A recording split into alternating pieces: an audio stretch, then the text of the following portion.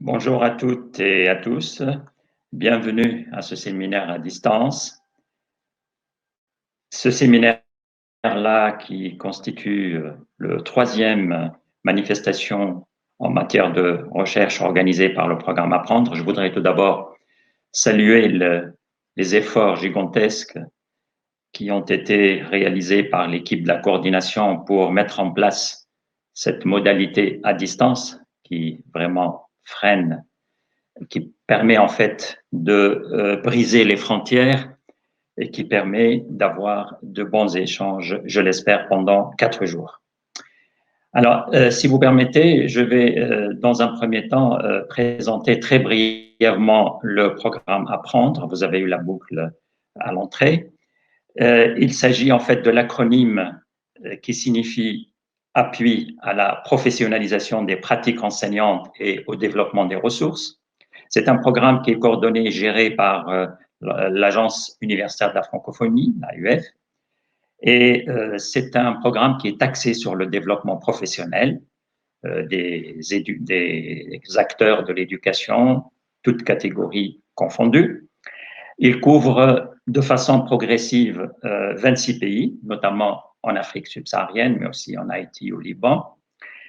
Et en fait, il a pris naissance à partir d'une recherche-action qui a été mise en place au Burkina Faso, qui s'appelait OPERA. Là aussi, on a un acronyme, Observation des pratiques enseignantes dans leur rapport aux apprentissages. Alors, parmi les principaux objectifs du programme Apprendre,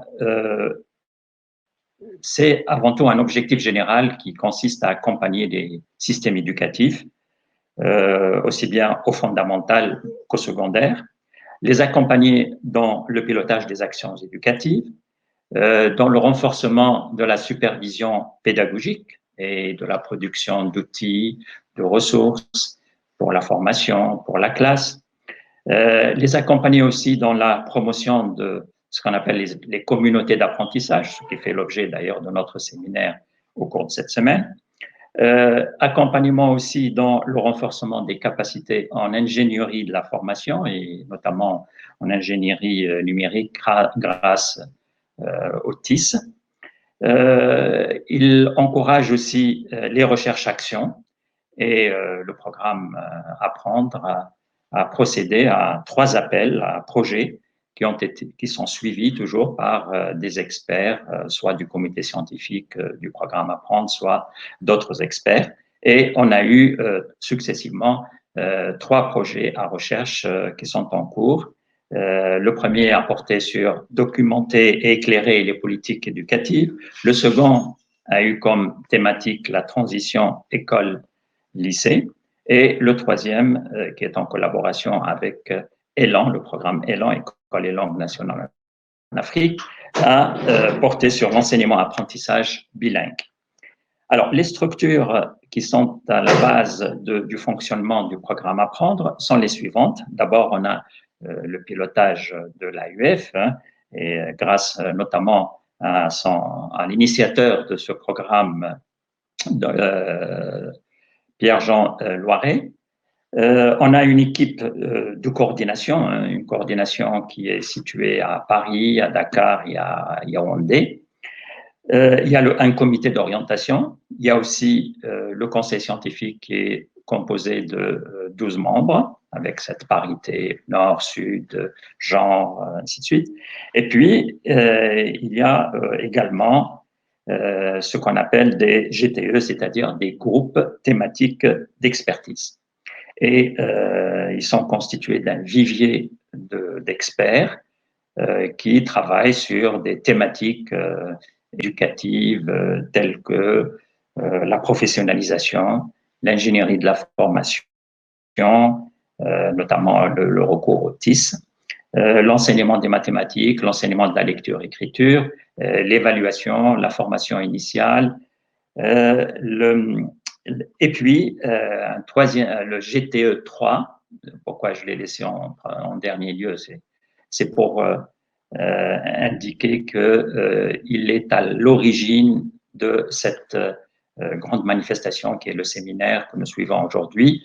C'est le GTE appuyer les collectifs enseignants et communautés d'apprentissage professionnels en établissement et en réseau disciplinaire. Et je voudrais saisir cette occasion pour saluer les efforts louables et appréciables de ce groupe qui est coordonné du côté du Conseil scientifique d'apprendre par notre collègue Martial Dambélé.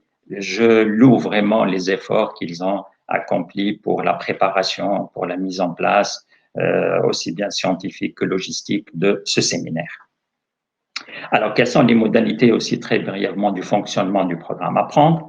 Elles sont focalisées sur une démarche participative par rapport au pays où le programme intervient.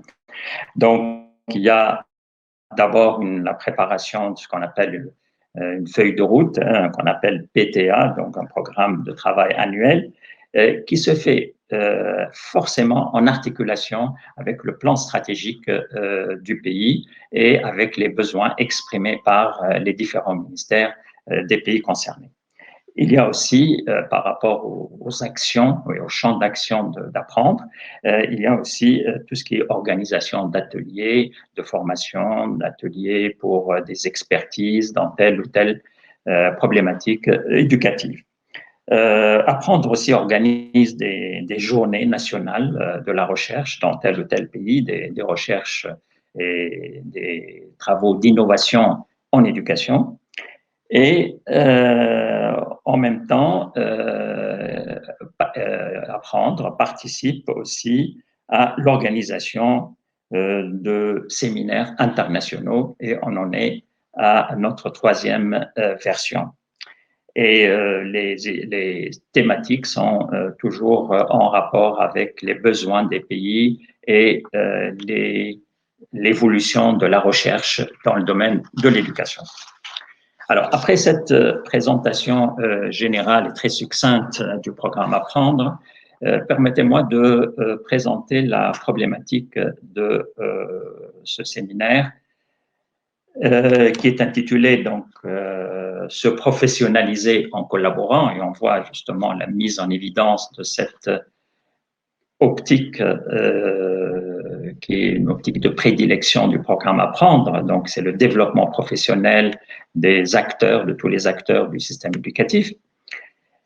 Et je voudrais, dans un premier temps, c'est en même temps un hommage à Jacques Valette.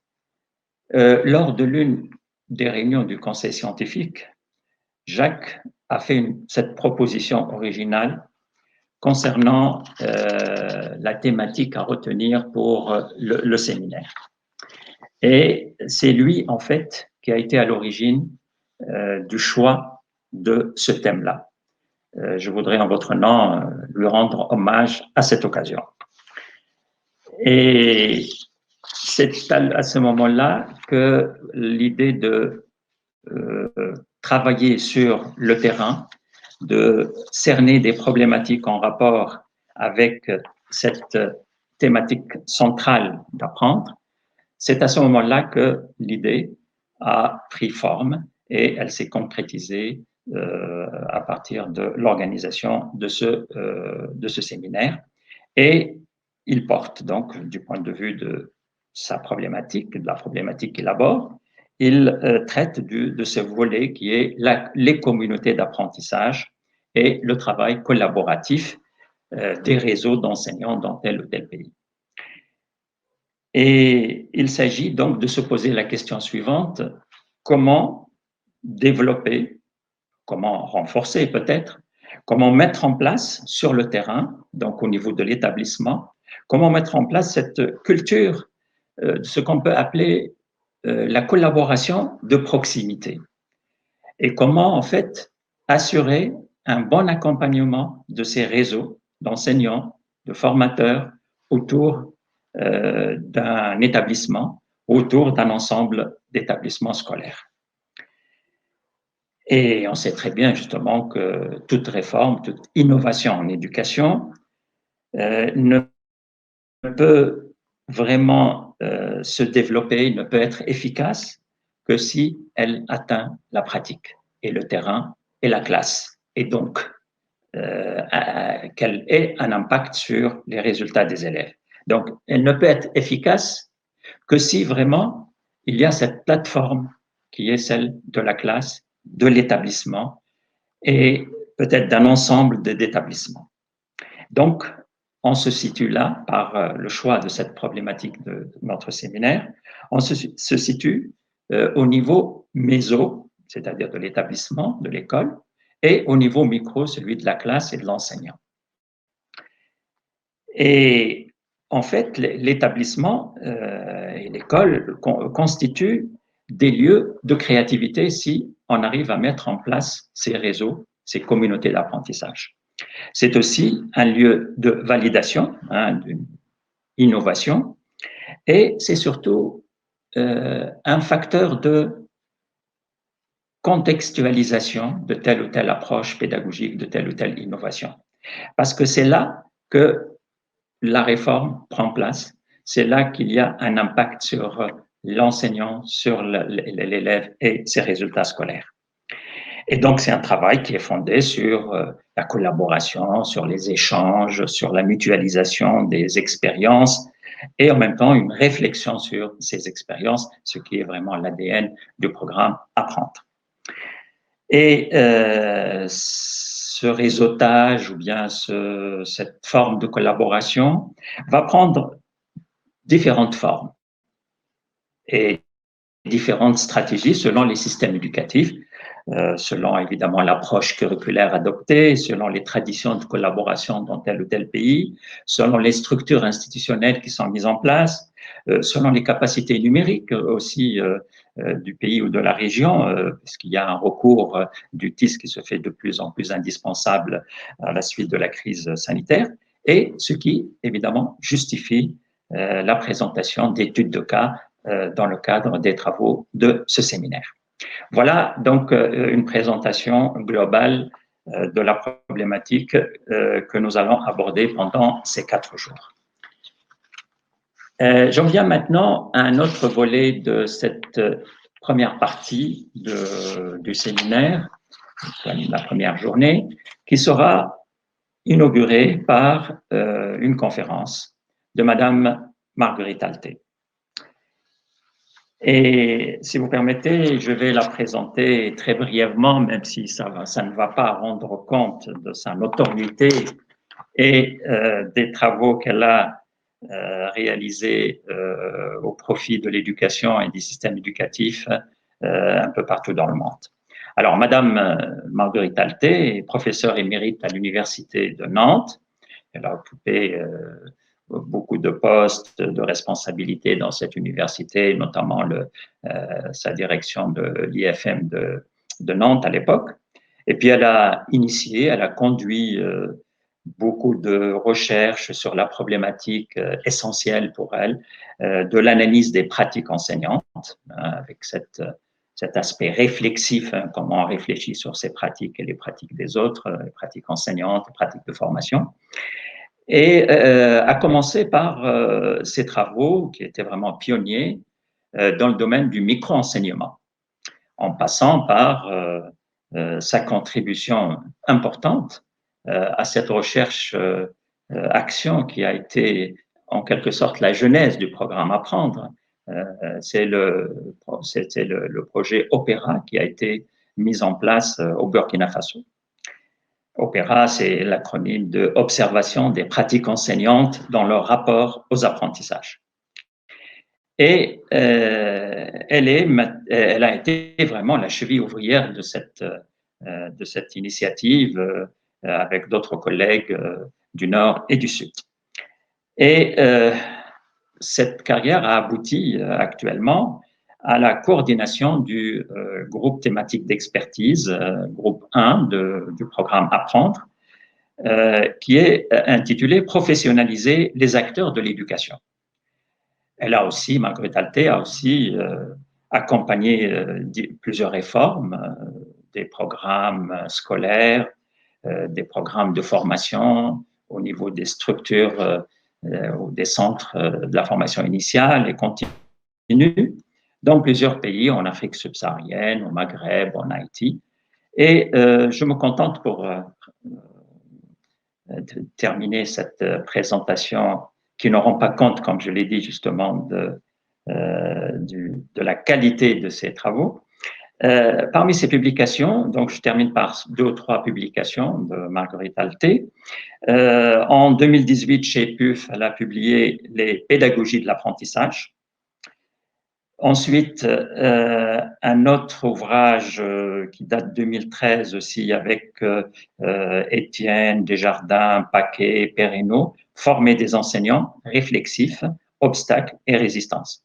Et puis, elle a publié avec Afsata Apparé, qui participe à ce séminaire, avec Feu Nacusansal. Elle a donc publié les résultats de la recherche action de ce projet auquel j'ai fait allusion, le projet Opéra, et ça a été publié sous forme de rapport en 2016. Voilà donc, dans un premier temps, les différentes présentations que j'ai eu le plaisir de vous proposer, et nous passons maintenant à l'exposé de Madame Marguerite Alté, et c'est un exposé qui est intitulé Enseignants, acteurs collaboratifs au centre de la professionnalisation.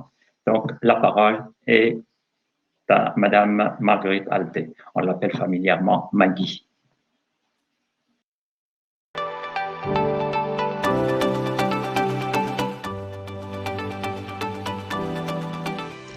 Bonjour à toutes et tous. Je vous propose d'aborder notre séminaire par la question des enseignants acteurs collaboratifs au centre de la professionnalisation.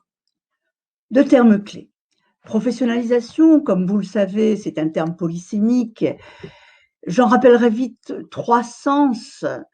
Le premier, c'est la professionnalisation, c'est-à-dire profession, bourdoncle, transformation structurelle du métier vers une profession, constitution d'une profession. Le deuxième, la professionnalisation par la formation professionnelle, le développement de compétences professionnelles, une formation longue, l'alternance, sont mes travaux, ceux de Paquet, Perrineau et bien d'autres, pour construire un praticien professionnel réflexif.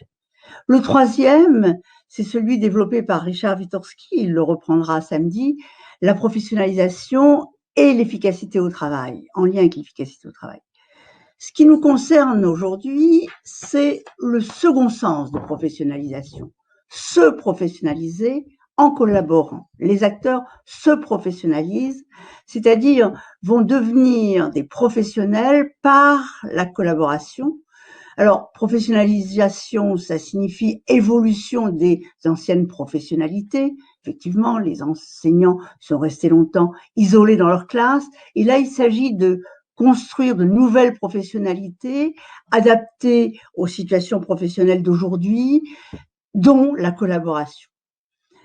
Alors, se professionnaliser, passer d'un métier aux professions, il y a des réquisites.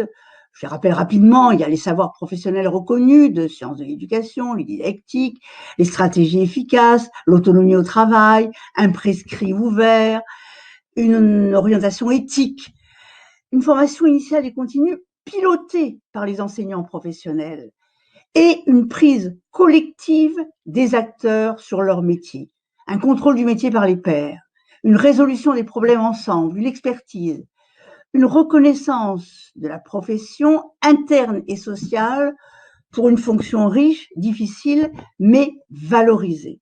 Et le constat que font Maurice Tardif et Claude Essard dans leur recherche 2002-2004, la profession enseignante aujourd'hui, c'est que cette professionnalisation du métier, partout dans le monde, elle est encore peu réalisée. Le métier d'enseignant reste très artisanal, une semi-profession. Sauf justement dans les cas de travail collaboratif, ceux qui nous concernent. Le travail collaboratif, son sens, qu'est-ce que c'est? Bon, cum laborer, vous le savez, travailler avec, ensemble, travailler et apprendre ensemble. Alors, il y a 2 termes très variés, nombreux, collaboration, coopération, collégialité, coordination, le plus ancien, travail en équipe. À chaque fois, il s'agit d'un travail partagé entre pairs, collectif, des co-actions, de la coactivité, on parle maintenant de communauté de pratique, les CAP, de communauté d'apprentissage professionnel, d'organisation apprenante. Et à chaque fois, ce qui est constant dans ces termes, c'est qu'il s'agit d'une dynamique interactionnelle entre des enseignants qui travaillent en cohésion autour d'un intérêt commun, qui apprennent à faire autrement ensemble. Cette idée de faire ensemble et d'apprendre ensemble, c'est sous-tendu par des théories qui insistent sur les dimensions sociales, collectives, culturelles et partagées de l'apprentissage et de la cognition. Witkowski, bien sûr, le socioconstructivisme, les théories d'apprentissage des adultes, l'expérientiel, Kolb. Il y a aussi Bandura, sur lequel je reviendrai, l'autonomie, l'auto-efficacité de la profession. Alors, un enseignant collaboratif, professionnel, à quoi le voit-on? Je partirai des recherches sur les systèmes éducatifs performants, PISA, Thalys, l'OCDE, la dernière de Schleicher de 2018, qui montrent que les systèmes éducatifs performants, les écoles performantes, valorisent la profession.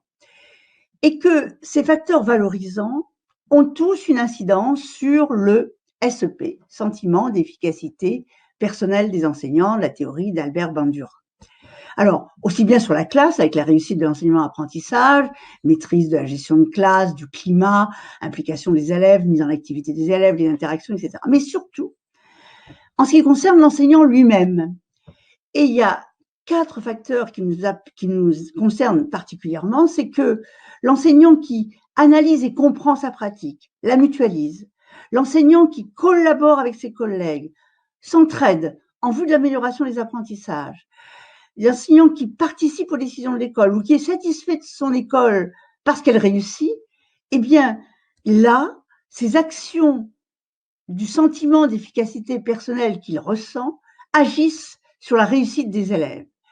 Et les recherches de Briggs, de Richard au Québec, aux États-Unis, montrent que les pays aux meilleurs résultats ont des pratiques collaboratives. Donc ça nous intéresse. Alors, qu'est-ce qu'il faut? À partir de quoi les enseignants vont-ils se décider à mettre en place des pratiques collaboratives? On connaît leur amour pour un travail entre 4 murs dans leur classe, leur formation à ça depuis des années. Eh bien, il y a plusieurs raisons. Un contexte. Alors, un contexte, ça peut être une réforme impulsée par les ministères, la rénovation du projet des collèges chez nous, en France, dans les années 80, a beaucoup développé le travail en équipe et la collaboration, le projet des établissements et les projets, la pédagogie de projet, mais aussi les problèmes rencontrés, et là, c'est pas toujours à l'initiative de la hiérarchie, mais ça peut être à l'initiative des enseignants eux-mêmes qui se mettent ensemble à travailler pour solutionner les difficultés rencontrées. De toute façon, on s'aperçoit qu'il y a des pratiques collaboratives avant tout s'il y a des buts communs, que ce soit impulsé ou à l'initiative des enseignants. Des buts communs, à savoir, je viens de le dire, le traitement de difficultés rencontrées, des besoins ressentis, des résultats améliorés, une amélioration des apprentissages visés dans une discipline, des problèmes vécus, pas toujours sur l'apprentissage, ça peut être sur la violence dans les classes, ça peut être des problèmes de gestion de classe. Mais aussi, l'autre but commun, c'est un développement professionnel recherché. Le collectif va aider l'enseignant dans son développement professionnel. Alors, les moyens que l'on constate, il y a pratique collaborative lorsque le partage d'expériences, le partage de questionnements et de ressources existantes va mettre en commun les collègues. La recherche d'une pratique réflexive, la remise en question d'une pratique avec l'analyse de pratique, la réflexivité, problématisation, théorisation, conception de nouvelles pratiques, eh bien, ça réussit mieux quand on est ensemble. Et puis, bien évidemment, des tentatives d'activités partagées, à l'initiative, je répète, des enseignants ou d'une commande, les ressources mises en commun. Tout cela va amener une plus grande cohérence et une continuité dans l'apprentissage, un apprentissage amélioré, surtout lorsqu'il y a des communautés d'apprentissage professionnel, et ça, c'est ce que nous montrera demain Joséphine et Martial Dengel. Ce qui nous intéresse, c'est ce que nous montrent les recherches au niveau des conditions, mais des organisateurs des pratiques. Comment s'organisent et quels sont les organisateurs de ces pratiques collaboratives? Alors, Martial et Joséphine vont insister sur les recherches nord-américaines et québécoises. Moi, je pars des travaux que je connais, français, 2018, Piot, Marcel, Mirini, Saillot, ou 2016, Le Thor, Bagnou-Périssé et d'autres, donc européennes, recherche belge, suisse. Et ces recherches vont toutes insister sur un certain nombre de dimensions. D'abord, des conditions organisationnelles favorables. Le pilotage d'un dispositif, ça se fait pas tout seul, ça se met pas en place tout seul. Il faut qu'il y ait un leadership pédagogique, par exemple, d'un chef d'établissement. La question du temps. Il faut des plages horaires communes, il faut libérer du temps pour travailler ensemble, il faut une durée suffisante. La question importante de l'accompagnement. Travaille-t-on tous ensemble, tout seul?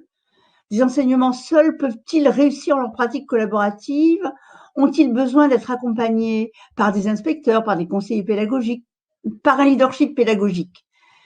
On voit différentes situations. Mais ce qui est premier, avant tout, ce qui se retrouve à chaque fois comme organisateur essentiel, ce sont les dimensions affectives et cognitives. L'adhésion et la confiance en soi et en ses collègues. La reconnaissance mutuelle de compétences professionnelles. Seul, on a des compétences, mais ensemble, on construit d'autres compétences. On construit une expertise. Et ces compétences collectives sont appréciées. Il y a aussi les dimensions pédagogiques. Pour qu'il y ait pratique collaborative, on voit que souvent, il faut une histoire commune d'une équipe pédagogique. Au moins le partage d'une vision de l'enseignement-apprentissage, de signification, de valeurs et de pratiques communes, un projet commun. Et puis, je l'ai déjà dit, mais j'insiste là-dessus parce que ça me semble très important, il faut qu'il y ait une dimension réflexive. Pas seulement une mutualisation des pratiques et des échanges, mais une véritable analyse de pratiques en commun qui s'appuie sur des outils, des modèles d'analyse partagés, avec, lorsqu'il y a des ajustements, des changements, des remédiations pédagogiques et collectives, un multi-adressage de ces ajustements, lorsqu'on est plusieurs collègues de disciplines différentes ou plusieurs collègues de statuts différents dans une école. Et c'est tout cela qui va amener un développement professionnel, gérer lui-même le développement comme un apprentissage professionnel lié aux résultats améliorés des élèves. C'est l'amélioration des résultats des élèves qui va favoriser ce développement professionnel des enseignants. Les enseignants eux-mêmes, dans les interviews sur des enseignants collaboratifs, montrent que les conditions perçues comme majeures pour collaborer, et c'est une recherche d'Éric Saillot qui le montre, pour qu'il y ait engagement mutuel dans la collaboration, il faut d'abord qu'il y ait un sentiment d'appartenance à une équipe, un sentiment de responsabilité partagée, collective. Dans les pratiques collaboratives, il faut que tout le monde travaille au même niveau, partage. Ceux qui ne travaillent pas sont vite mis sur la touche. Au centre de tout, il faut la confiance en soi. On s'expose quand on fait de la pratique collaborative, mais il faut la confiance en autrui. A fortiori, la confiance accordée par ses collègues et par l'institution qui doit être perçue comme telle par les enseignants. Et ça, c'est très important. Et là, on retrouve dans ces perceptions autour de la confiance la théorie du sentiment d'efficacité personnelle, de l'auto-efficacité d'Albert Bandura. C'est ce sentiment de compétence à la fois individuelle et collective qui est la ressource principale qui permet aux enseignants de collaborer et qui construit un renforcement de ce sentiment d'efficacité. Jean-François Marcel le montre bien dans sa recherche de 2009, basé sur des perceptions positives des enseignants d'eux-mêmes en interaction avec les autres, avec leur environnement. Alors, en quoi ces pratiques collaboratives vont-elles professionnaliser les enseignants? À quel niveau se situe l'intérêt des pratiques collaboratives pour la profession? on s'aperçoit que les pratiques collaboratives, ça dépasse le travail collaboratif qui se réduirait à une juxtaposition d'activités professionnelles. Parce que le développement de compétences collectives, de compétences collaboratives propres, qui reconnaît les autres professionnels dans une organisation de travail pluricatégorielle, avec des ressources nouvelles, avec des productions nouvelles, avec plus ou moins un accompagnement, ça dépend. Ce partage des valeurs, d'un cadre de référence commun, va faire avancer. On retrouve le conflit socio-cognitif de Vygotsky qu'on revendique pour nos élèves. On retrouve la nécessité de co-expliciter des objectifs opérationnels et le coproduire par la confrontation d'idées. S'ajuster ensemble, c'est aussi renoncer à certains de nos choix pour adopter des choix qui sont préférables. Se coordonner, réguler l'activité coopérative, ça va se faire dans des espaces de dialogue et d'échange entre pairs au niveau de l'établissement. Donc, c'est un nouvel espace de professionnalisation autre que sa classe. Et ça va permettre d'aller non seulement vers une coopération professionnelle fondée, je l'ai dit, sur une reconnaissance positive des différences au service de l'action globale, mais ça va permettre surtout à la profession, aux enseignants, de se prendre en main collectivement. Et c'est ça la professionnalisation du métier. Ils vont piloter l'apprentissage des élèves ensemble, l'amélioration de cet apprentissage ensemble. Ils vont collaborer pour tirer parti de cette influence positive du travail partagé sur leur sentiment d'efficacité personnelle. Ça, je l'ai vécu dans l'expérience, le projet PAEPCA Opéra en Casamance dans les années 2017-18, avec Nacuson Sall, avec Muriel Nico-Guyoré, avec Denis Butlen et avec Sey, bien sûr, tous les collègues sénégalais, lorsque nous avons retravaillé la question des cellules pédagogiques en amenant dans ces cellules à la fois des outils d'analyse de pratique, des outils Opéra, la vidéo pour enregistrer les pratiques, ce qui a permis à ces cellules d'enseignants du primaire non plus simplement d'échanger et de se critiquer, mais de reconstruire sur des questions ciblées leurs pratiques ensemble et de voir l'amélioration de l'apprentissage de leurs élèves et donc d'avoir cette valorisation, ce sentiment professionnel, ce sentiment d'efficacité professionnelle qui les a amenés à poursuivre, à améliorer leurs pratiques et à avoir des résultats. Donc, pour les pays, l'importance d'institutionnaliser le rôle de la profession dans la collaboration me semble majeure.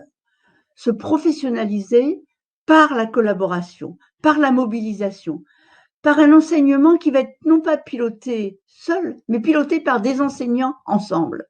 Des enseignants qui, sur le terrain, vont améliorer leurs pratiques et les apprentissages des élèves. Ce seront des professionnels qui pilotent leur coactivité, des enseignants praticiens engagés dans la formation de proximité de leurs pairs, des praticiens engagés dans les projets de recherche dans les écoles, des innovateurs, des praticiens impliqués dans l'évaluation qui partiront des données de l'établissement pour les améliorer, qui iront vers des établissements efficaces. Et ce sont ces établissements qui font la différence dans les pays performants. Ce sont ces pratiques collaboratives qui vont accompagner le changement sur le terrain et l'amélioration des résultats des élèves par nos enseignants collaboratifs. Donc pour moi, la collaboration professionnelle peut servir de levier d'autonomisation et d'appropriation de la profession du terrain. Collaborer, travailler en équipe dans le partage des tâches pédagogiques, coopérer, démultiplier les forces autour de l'amélioration des apprentissages, prendre en charge ensemble diverses activités d'accompagnement des élèves, de soutien, de remédiation, mais aussi construire des équipes pluridisciplinaires, interdisciplinaires, facteurs de cohérence et d'équilibre, en particulier pour soutenir les jeunes enseignants, ceux qui ont eu peu de formation, voire pas de formation dans vos pays. Là, le rôle des pairs est fondamental. Participer à des projets collectifs, les évaluer ensemble, mettre aussi une coopération interne entre pairs, mais aussi avec les parents, et aller vers la cogestion de l'école par avec la profession. C'est ce qui va amener ces établissements, organisations apprenantes dont on parle depuis les années 2000 et qui voient peu le jour, ces établissements où vont s'engager des enseignants impliqués, collaborent, résolvent les problèmes, innovent, participent aux décisions, donc comme une vraie profession. À partir d'une demande collective, pour donner du sens dans le cadre de l'école, lieu qui devient lieu d'une professionnalisation interactive, donner du sens aux apprentissages collectifs et aux apprentissages des élèves. Un pilotage qui va être alors orienté par les objectifs d'apprentissage, l'amélioration des résultats, mais pas dans le sens simplement de rendre des comptes, mais dans le sens de valoriser les enseignants. Et ça change tout.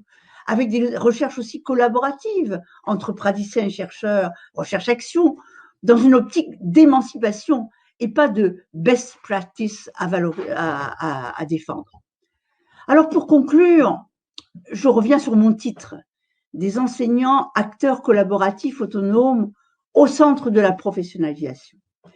Déjà, en 2004, Maurice Tardif et Claude Essard voyaient 3 scénarios pour la professionnalisation à venir, la professionnalisation du métier qui pour le moment n'existe pas ou est en demi-teinte. Ils voyaient d'abord le retour du modèle traditionnel inégalitaire, ils voyaient même une déprofessionnalisation possible. Ou encore une prise de pouvoir des technophiles, je rajouterais des technosciences. Ou en troisième, une marche ouverte des organisations apprenantes professionnelles. Bien entendu, je défends ce troisième scénario en remettant les enseignants collaboratifs au centre de la professionnalisation, des enseignants valorisés, collectifs, capables d'actions professionnelles réussies, partagées, diffusées, un réseau d'enseignants qui se mobilise et qui se sent bien dans son métier. Alors comment? Eh bien, ce séminaire, notre séminaire, à partir des différentes études de cas qui existent déjà, peut réfléchir à développer ces pistes contextualisées de pratiques collaboratives pour l'Afrique subsaharienne. Merci de votre attention, même à distance. Eh bien, je vous remercie, Marguerite Alté, même à distance aussi, pour la qualité de cet exposé. Un exposé qui a été réellement instructif, puisqu'il a permis d'inscrire la thématique de notre séminaire dans cette problématique générale de la professionnalisation. Et vous avez cerné ce concept à partir de l'ensemble de définitions, mais aussi à partir d'un ancrage théorique très significatif et très fécond. Vous l'avez fait aussi à partir de références à des contextes qui seront évidemment affinés, développés à travers l'étude des cas au cours de ce séminaire-là. Vous avez aussi, et ça c'est un point important, c'est un aspect primordial dans cette posture de collaboration, vous avez insisté sur cette valeur de la collaboration, des échanges, de la capitalisation, des différentes ressources.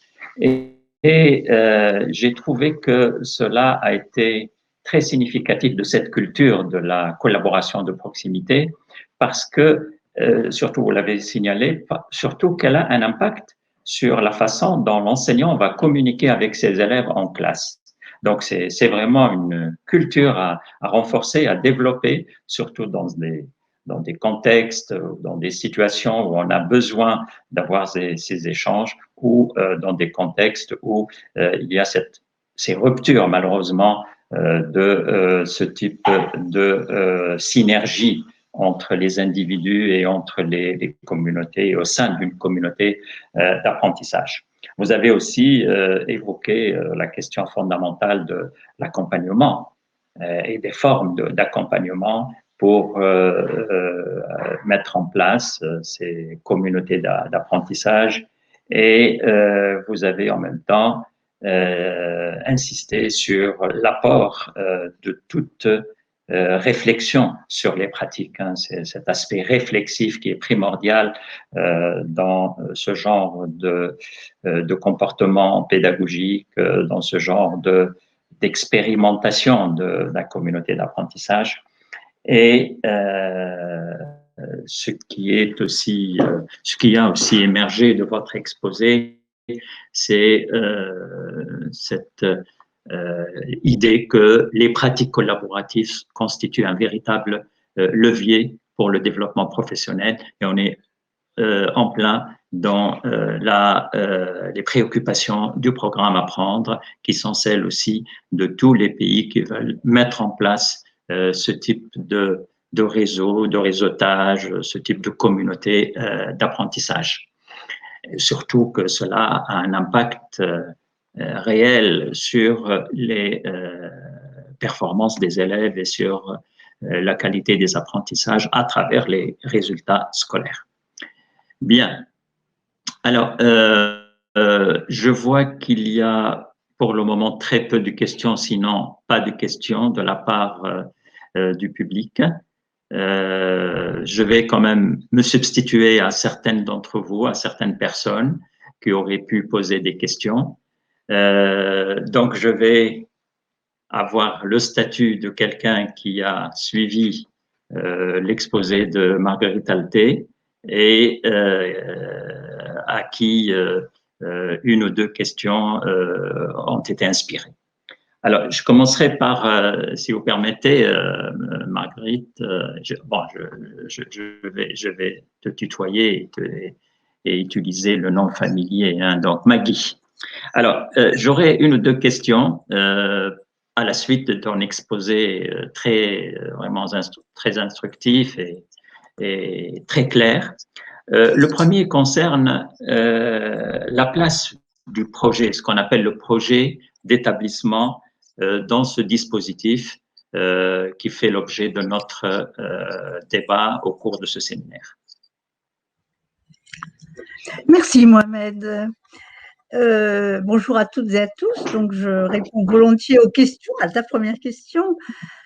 Bon, le projet d'établissement, le PEI dont on parle souvent, le projet d'établissement intégré, est un levier de mise en place de pratiques collaboratives possibles, à la fois à l'initiative des ministères, puisqu'on a mis partout dans l'établissement scolaire des projets, à l'initiative de chefs d'établissement, qui demandent à des enseignants de travailler ensemble, donc de sortir de leur classe pour répondre à des problèmes rencontrés dans l'établissement. Donc, à ce niveau-là, les pratiques collaboratives sont tout à fait intéressantes puisqu'elles s'intègrent totalement dans les objectifs des projets d'établissement. Un problème rencontré à un niveau scolaire et les enseignants de ce niveau scolaire vont se mettre ensemble pour essayer de résoudre les problèmes rencontrés et travailler à améliorer les apprentissages. Les projets d'établissement sont là pour résoudre des problèmes rencontrés dans l'établissement. Donc, c'est un des moyens, le projet, de mettre en place des pratiques collaboratives. Souvent d'ailleurs, à l'initiative des enseignants eux-mêmes, parce que dans le projet, le chef d'établissement demande à les enseignants de se mettre ensemble pour faire quelque chose. Et ce sont les enseignants qui proposent des thématiques et se mettent ensemble à travailler sur ces thématiques. Donc oui, c'est un moyen tout à fait intéressant au niveau de l'établissement et c'est un espace de professionnalisation important parce que là, on sort de sa classe, comme je le disais tout à l'heure, et on va mettre en commun des tentatives de réponse, pas toujours à des problèmes, ça peut être mettre en commun des réussites et des innovations. Donc oui, c'est un moyen tout à fait intéressant, le projet. Merci Maggie. Voilà, je reçois maintenant des questions qui me semblent plus intéressantes que celles que j'aurais pu poser initialement, faute de questions au début. Alors, la première question nous vient de Harry. Comment procéder à une institutionnalisation de la communauté collaborative des enseignants? Y a-t-il des expériences dans des pays? Alors, comment à une institutionnalisation l'idée de pratique collaborative, c'est de passer d'un pilotage vertical venu du ministère à une prise en main par les enseignants de leur pouvoir d'agir dans l'établissement, dans leur classe, ensemble, et donc à quelque chose de plus horizontal. Donc ça veut dire que les ministères sont prêts à changer d'optique et à se dire que si on donne plus d'autonomie aux enseignants, ils vont travailler davantage à mieux résoudre les problèmes, ils vont être valorisés, ce que j'ai essayé d'expliquer tout à l'heure, et donc c'est gagnant-gagnant pour les enseignants et pour les élèves. Bien entendu, ça veut dire que les institutions soient prêtes à cela. Et c'est un vrai changement d'orientation politique, hein, de se dire on donne le pouvoir d'agir à des enseignants, on les rend plus autonomes, ils travaillent ensemble et ils essaient de résoudre les problèmes au niveau d'un établissement ou d'une région ou de plusieurs établissements. Donc ça veut dire leur donner plus d'autonomie. Donc, et ça, c'est pas fait partout. Alors, il y a des expériences, et en particulier, alors dans les pays africains, il y aura quelques études de cas qui vont le montrer, mais dans les pays nordiques, c'est très très fréquent, et les pays justement performants comme la Finlande, en Scandinavie, en général, en Corée, où effectivement les ministères ont laissé le leadership aux enseignants et à des chefs d'établissement. Donc, ça se situe au niveau de l'établissement, mais ça peut se situer au niveau de groupes d'enseignants interétablissements aussi. C'est une volonté politique, je pense. D'accord, si merci. Oui, je pense, hein, je me substitue à celui ou à celle qui a posé la question. Une autre question qui est un peu d'ordre politique et syndical. Alors, peut-on parler de pratiques collectives ou collaboratives, pardon, d'enseignants dans le cas des organisations syndicales très dynamiques dans nos pays qui mettent en valeur les revendications des droits les plus souvent en lien avec la valorisation de leur métier? C'est une question qui nous vient de M. Ahmed Rafiki. Alors oui, bien sûr, les organisations syndicales ont un rôle à jouer et elles mettent en place des pratiques collaboratives, ça j'en suis certaine. Sauf que nous, dans le système éducatif, on est au niveau des apprentissages des élèves et que là, si au niveau de la professionnalisation du métier, les organisations syndicales ont un rôle à jouer en insistant sur l'importance que devrait prendre la prise en main par les enseignants de leur profession, ça c'est important, ça c'est les organisations syndicales qui vont agir dans ce sens-là.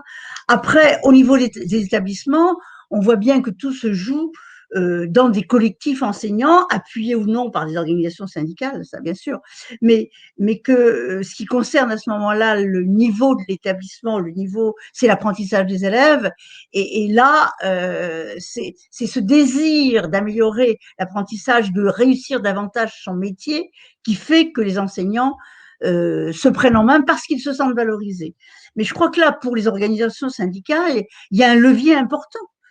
Si on veut sortir les enseignants de ce qu'on dit qu'il y a des problèmes de désintérêt de l'enseignement, des problèmes de souffrance de l'enseignant dans les situations actuelles, eh bien, c'est justement redonner espoir aux enseignants en leur disant, si vous travaillez ensemble, si vous avez amélioré les résultats des élèves ensemble, vous serez valorisé vous-même et vous vous sentirez mieux. Effectivement, on peut penser que ce discours syndical-là peut aider les enseignants à agir dans ce sens-là. Ils peuvent être soutenus par les organisations syndicales dans ce sens-là. Dans les pays où il y a des ordres des enseignants, comme au Canada, hein, c'est une des lignes directrices de ces ordres de l'enseignant là, de définir la pratique collaborative comme un point fort de la pratique enseignante valorisée. Très bien. Alors, une autre question, Maggie, en rapport avec les réticences éventuelles des enseignants face à la mise en place de ces réseaux-là. Alors, la question nous vient de Patrick Giffon. Quels sont les moyens qu'on pourrait utiliser pour amener les collègues qui sont réfractaires à la collaboration ou qui ne reconnaissent pas la compétence professionnelle d'autrui à coopérer? L'adhésion, les faire adhérer. Comment faire adhérer les collègues? C'est la question de l'adhésion, effectivement. Oui, ça on le sait, on l'a tous vu à l'université comme ailleurs. Et il y a plus toujours à l'université qu'ailleurs, d'ailleurs. Peut-être, j'osais pas le dire, mais vu ce que tu me dis, moi, je suis d'accord, je suis d'accord. Moi qui suis universitaire, je peux le dire. Je peux le dire aussi, je l'ai rencontré, cette résistance. Oui, cette résistance des enseignants à travailler ensemble, eh bien, elle est souvent liée à la peur, à la prise de risque de se mettre en avant par rapport aux autres. J'ai dit tout à l'heure qu'une dimension clé de la professionnalisation par le travail collaboratif, c'est la confiance en soi et en autrui. Il faut donc être capable de s'exposer quand on est, et des gens qui ne sont pas sûrs d'eux-mêmes, qui n'ont pas d'excellents résultats avec leurs élèves peuvent être déstabilisés et ne pas avoir envie de mettre en avant leur travail aux yeux des autres. Donc, il y a là, il faut développer la capacité de partage et d'acceptation des uns et des autres tels que l'on est les uns et les autres. Et ça, c'est tout un travail que l'accompagnement par des équipes, soit de conseillers pédagogiques, soit de formateurs ou voir d'inspecteurs, peut aider à vaincre ces résistances. Parce que ces résistances, c'est souvent la peur de prendre des risques. Et il faut lâcher prise et savoir prendre des risques, même dans l'enseignement. Je dirais surtout dans l'enseignement. Voilà. Dans la Donc, foulée, justement, oui, je t'en prie. allez-y, oui, je t'en prie, vas-y. Non, non, je disais, je voulais juste rajouter, on a tous vécu ces enseignants qui sont pas bien dans leur peau parce qu'ils sont pas sûrs d'eux. Mais prenons l'exemple des débutants. Hein. Comment on va insérer les débutants dans une équipe? C'est pas en insistant sur leur manque et leurs lacunes, c'est justement en les reconnaissant tels qu'ils sont et en les aidant à avancer, en partageant ce qu'ils savent faire et en partageant leur réussite et en les aidant à améliorer les pratiques parce qu'ils sont débutants et qu'il faut qu'ils améliorent progressivement leurs pratiques comme on l'a tous fait dans notre expérience professionnelle. Donc, avec des débutants, souvent certains hésitent à s'exposer et puis progressivement ils le font. Et s'ils sont soutenus par des collègues bienveillants, hein, là la bienveillance est fondamentale, eh bien ils vont adhérer progressivement quand ils vont voir que ça améliore les résultats des élèves. Je crois que c'est le point clé. Un enseignant qui voit que travailler ensemble permet d'améliorer les résultats de ses élèves, il ne peut pas être indifférent à cet aspect-là et il finit par adhérer. Alors des résistants, il y en aura toujours. Ceux-là, s'il en faut en laisser quelques-uns sur le bord de la route, tant pis pour eux. C'est eux qui sont perdants, c'est pas les autres. Alors là, c'était une difficulté d'ordre humain. Il y a un collègue qui a évoqué un autre type d'obstacle lié à un environnement qui est marqué par une insuffisance des ressources, aussi bien pédagogiques que matérielles. Comment faire justement dans ce cas-là? C'est une question qui nous a été posée par Daouda Fadj. Je dirais que là aussi, le partage de ce qu'on a, même si on n'a pas beaucoup de choses, c'est mieux que de le garder pour soi. Bon, mais bien sûr, je veux dire, bien sûr, un manque de ressources rend plus difficile la collaboration. Mais encore, hein, moi j'ai vu dans des pays, on l'a vu au Niger, je crois que tu étais avec moi, Mohamed, on a vu des situations où un groupe d'enseignants avec très très peu de moyens. Et pourtant, ils mettaient ça en commun. Ils mettaient ça en commun. Et ils étaient créatifs. Et c'est ce que j'allais dire. Ah, d'accord, excuse-moi. On est sur la même longueur d'onde. Parce qu'on a vécu la même expérience aussi au Niger. Tout à fait. Ils étaient innovants parce que par manque de moyens. Je pense qu'il faut faire confiance à l'intelligence pratique des enseignants et à l'intelligence des situations. Les enseignants sont des gens qui ont plein d'intelligence. Tout à fait. Alors, un autre thème qui a été abordé suite à ton exposé, c'est la question du leadership, justement, dans ce type d'accompagnement. Tu as parlé de l'accompagnement au sein de cette communauté d'apprentissage. Alors, Marie-Rose pose une question. Au niveau de l'organisation, donc et du leadership, le temps, l'accompagnement. Comment choisir ces leaders? Dans certains pays, on peut trouver des concepteurs qui sont chargés de l'accompagnement et qui ne sont pas à la hauteur. Alors, comment faire? Là aussi, c'est une autre difficulté. Oui, collaborer, ça s'organise. Hein. Il faut une organisation et l'organisation où elle vient dans un établissement, elle est soutenue par le leadership participatif du chef d'établissement et bienveillant, qui donne des moyens, qui laisse les plages horaires, qui facilite la mise en commun du travail des enseignants, ou par quelqu'un, un enseignant qui prend en main les choses parce que c'est un leader. Alors, c'est vrai que dans ces groupes de travail collaboratif, on voit, mais c'est vrai pour toute innovation, vous le savez, on voit l'importance de quelqu'un qui tient, quelqu'un ou un groupe, une petite équipe, qui va montrer aux autres qu'on peut avancer ensemble et qui va les entraîner. Il y a un facteur leader, c'est celui qui guide et qui entraîne. Hein. C'est bien ça l'idée. Et donc, on l'a vu, par exemple, je prends le cas que je connais bien, mais je pense que ça, il va le représenter après-demain, mais en Casamance, il y avait quelqu'un qui organisait les cellules, qui était au départ nommé par la hiérarchie, par l'inspecteur souvent. Et puis après, les collègues, dans certains cas, choisissaient eux-mêmes leur co-organisateur, parce que justement, ils le trouvaient probablement plus à même de faire le travail et d'être plus leader que l'autre, celui qui avait été choisi. Ça, je pense que c'est tout à fait intéressant. Qu'un groupe se désigne un Maggie, leader. quittant le champ des difficultés et des obstacles et venons-en à des facteurs qui favorisent les pratiques collaboratives. C'est là l'objet de la question qui nous a été posée par Jean Adotevi. Ah, bonjour Jean.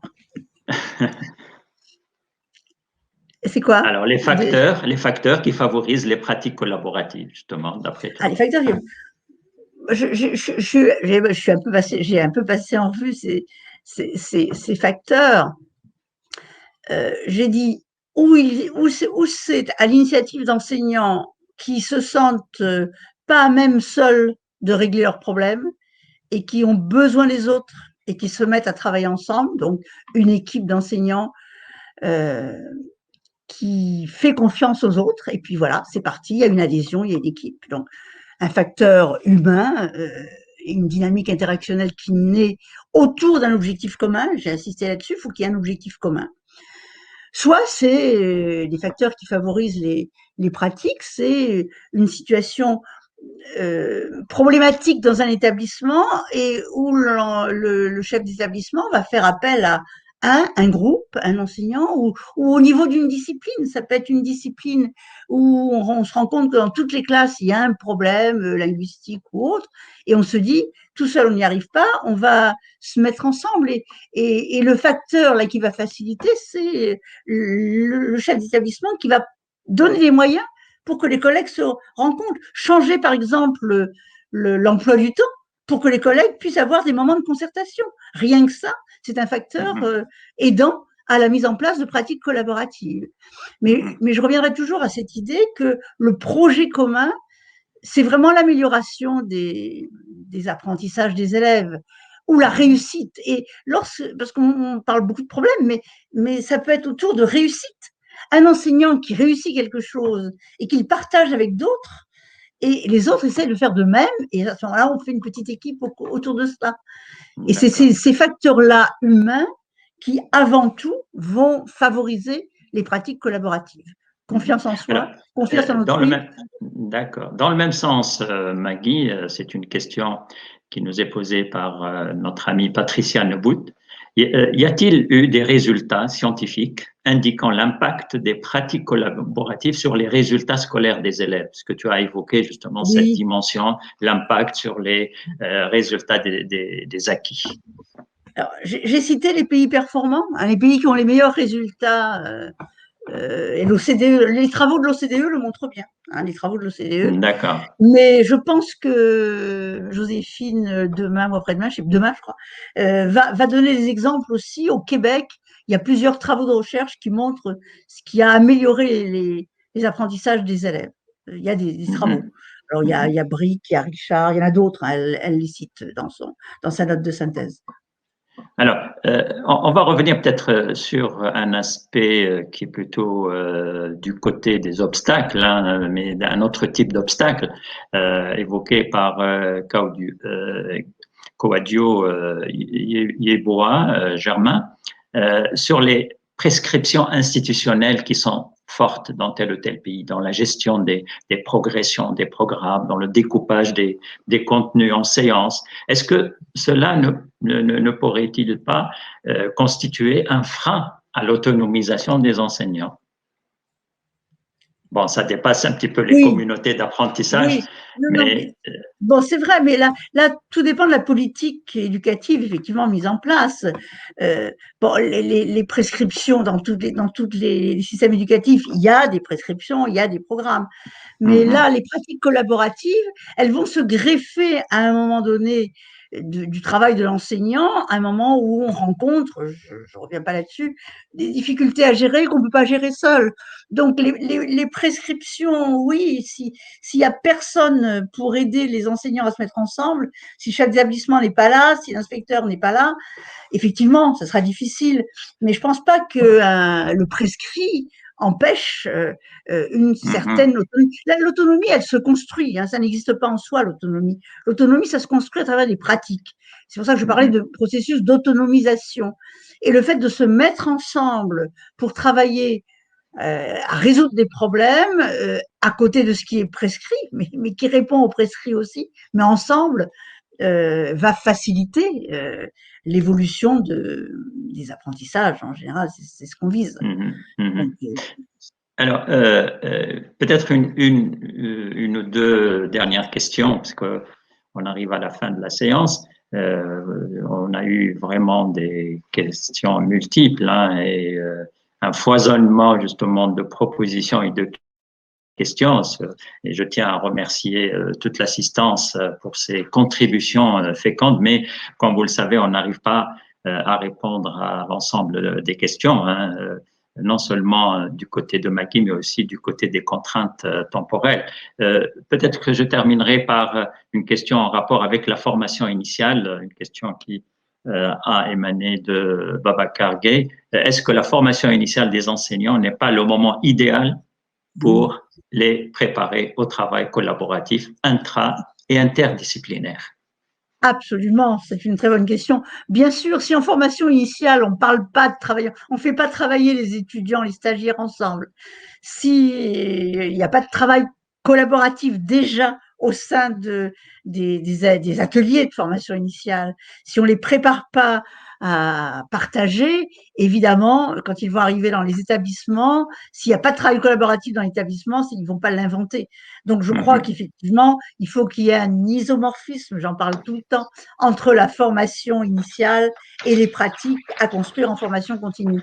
Les pratiques collaboratives sont des formations de proximité en formation continue, elles se développent surtout dans les cellules en formation continue, mais elles sont initiées en formation initiale, bien entendu.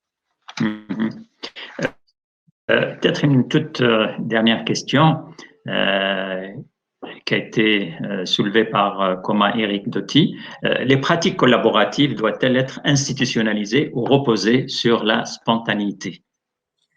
Ben, je répondrai les deux. C'est-à-dire que dans les faits, non, je pense qu'il faut qu'elles soient de plus en plus institutionnalisées. Mais dans les faits, elles viennent souvent à l'initiative d'enseignants, mais ça reste des innovations, des pratiques innovantes qui n'aboutissent pas toujours. Si au contraire, l'institution met en place un pilotage, les moyens, demande à travers les projets d'établissement qu'il y ait des pratiques collaboratives et facilite la mise en place, bien sûr que c'est ça qui va professionnaliser la profession. Mais c'est un vrai choix politique. Est-ce qu'on veut que les enseignants se prennent en main? Est-ce qu'on veut que la profession se professionnalise en travaillant ensemble? Voilà, c'est une question qu'il faut poser aux institutionnels. Très bien. Alors, je me permets d'abuser de mon statut d'animateur pour te poser une toute dernière question concernant la mise en place au niveau local, au niveau régional, au niveau méso et micro, d'une réforme éducative ou d'une innovation. Autrement dit, comment faire en sorte que ce réseau-là, ces communautés-là, puissent assurer un pilotage à travers leurs actions au niveau de l'établissement, au niveau de ce groupe, de cette communauté d'apprentissage. Parce que, comme je l'ai dit au début, on ne peut avoir une bonne réforme qui soit ancrée sur le terrain que si on a vraiment cette plateforme au niveau méso et au niveau micro. Donc, quelle est la contribution justement de ces communautés collaboratives dans le pilotage local d'une réforme? Bah, je pense que là tu parles d'une réforme de formation continue, puisque les pratiques collaboratives, elles se développent par rapport à des actions de formation continue de proximité dont tu as aussi parlé. Je pense que là, le rôle des corps intermédiaires comme les inspecteurs, les conseils pédagogiques est fondamental, parce que si les corps intermédiaires veulent aider en accompagnant les équipes, les projets établissements au développement de ces pratiques collaboratives, eh bien, on arrivera à mettre en place ce pilotage plus horizontal que vertical. Si effectivement c'est laissé à l'initiative de quelques enseignants, ça restera de l'innovation. Donc, je pense qu'il faut une volonté politique, je reviens toujours sur la même idée, un choix politique, une décision politique de développer ces pratiques collaboratives, et puis après, un appui par l'accompagnement local des corps intermédiaires, des conseillers, des inspecteurs, des formateurs pour la mise en œuvre. Après, de même, les enseignants développent leurs pratiques et ça se poursuit. Mais il faut qu'il y ait un accompagnement quelque part. Très bien.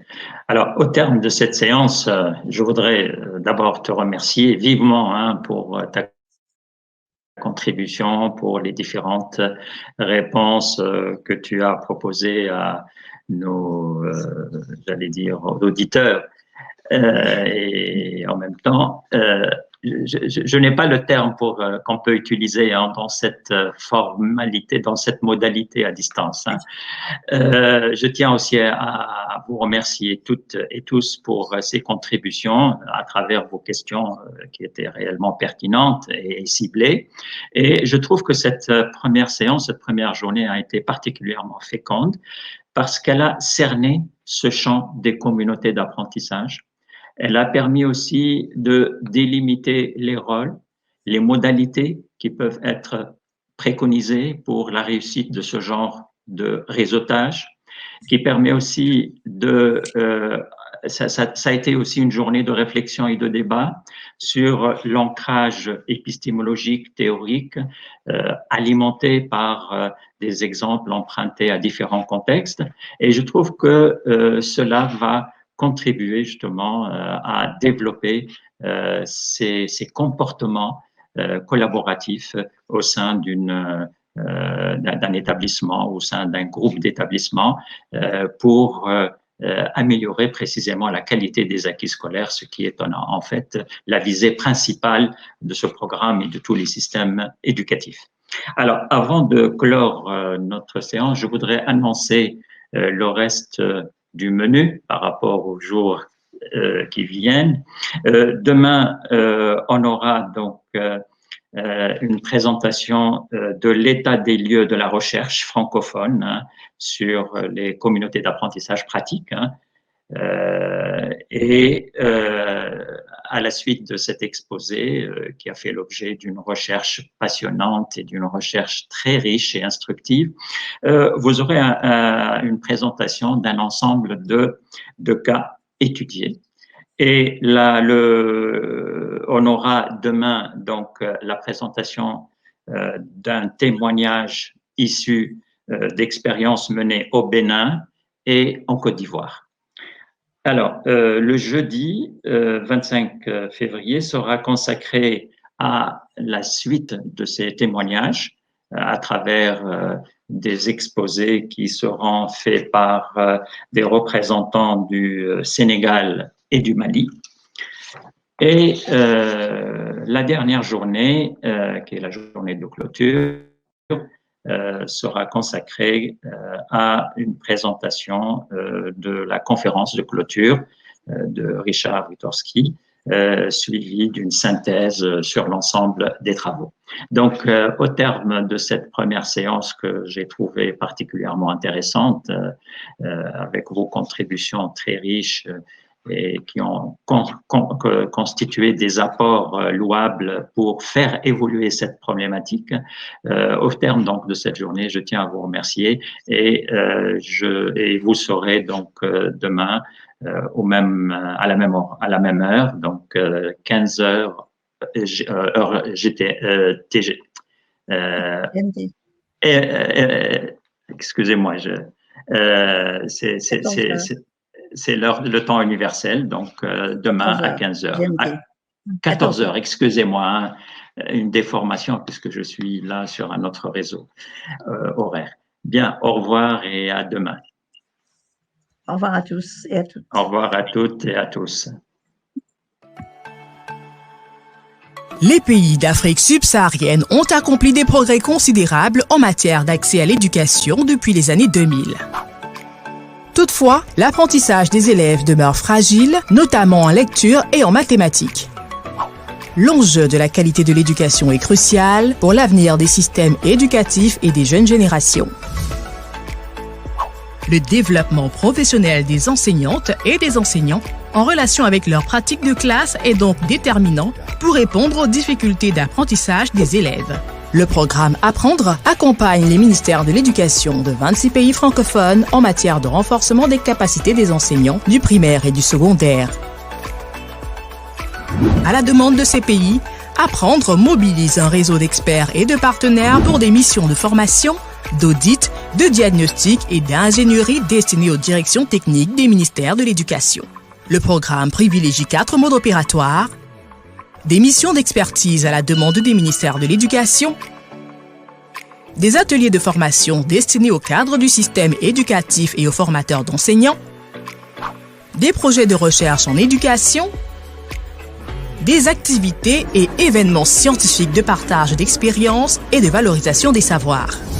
L'identification des actions à mener s'appuie sur le recueil des besoins des acteurs dans une démarche partenariale fondée sur le dialogue et l'échange.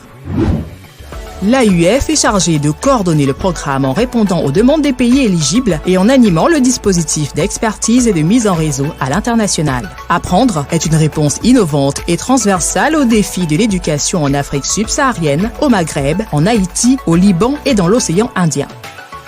Plateforme d'expertise souple et fédératrice, Apprendre soutient les politiques publiques essentielles des pays partenaires en faveur du renforcement de la qualité de l'éducation, de la cohésion sociale et d'un développement inclusif et durable des sociétés.